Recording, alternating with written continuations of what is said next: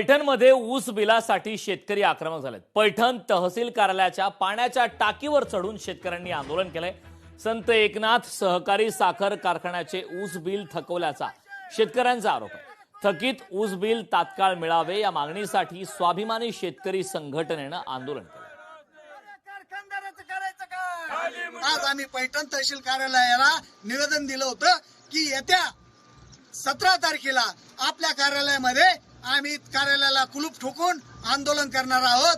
तहसील प्रशासनाला काम करू देणार नाही, कारण जोपर्यंत शेतकऱ्याला न्याय मिळत नाही, शेतकऱ्यांचे घामाचे दाम शेतकऱ्याला मिळत नाही, तोपर्यंत आम्ही प्रशासनाला काम करू देणार नाही असा इशारा दिला होता।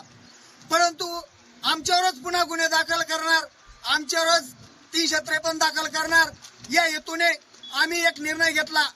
शेतकऱ्यांसाठी आमचं बलिदान गेलं तरी चालेल, परंतु आम्ही प्रशासनाला विठीला न धरता आम्ही स्वतःचं बलिदान देऊ, पण शेतकऱ्याला न्याय देऊ।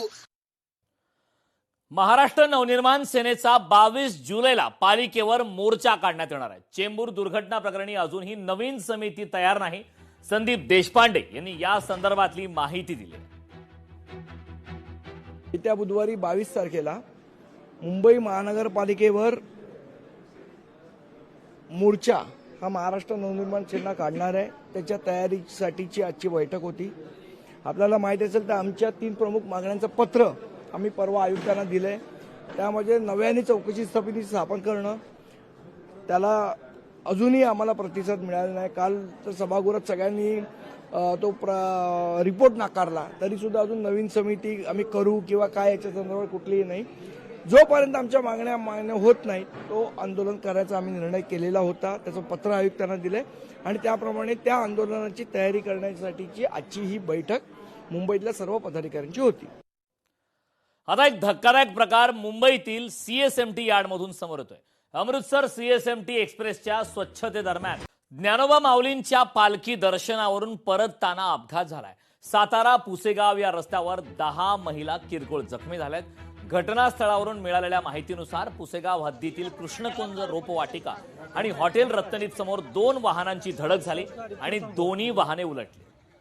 पालखी दर्शनावरून परतताना हा अपघात झाला। यामध्ये 10 महिला या किरकोळ जखमी झाल्या। सातारा पुसेगाव या महामार्गावरती हा भीषण असा अपघात झाला।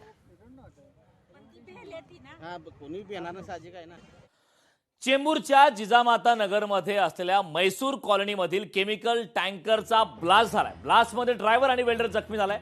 टँकरचं वेल्डिंग काम सुरू असताना हा ब्लास्ट झालाय। टँकरचं वेल्डिंग काम सुरू असताना हा ब्लास्ट झालाय। चेंबूरमध्ये घटना आहे। ब्लास्टमध्ये ड्रायव्हर आणि वेल्डर जखमी झाले।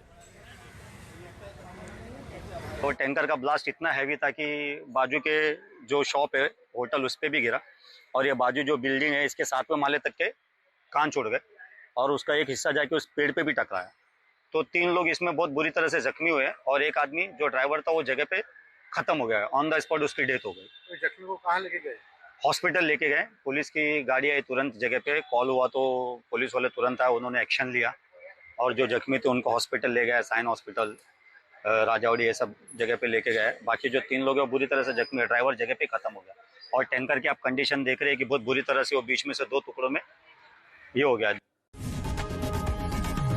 लोकशाही मराठी ऐका, पहा, जागरूक रहा।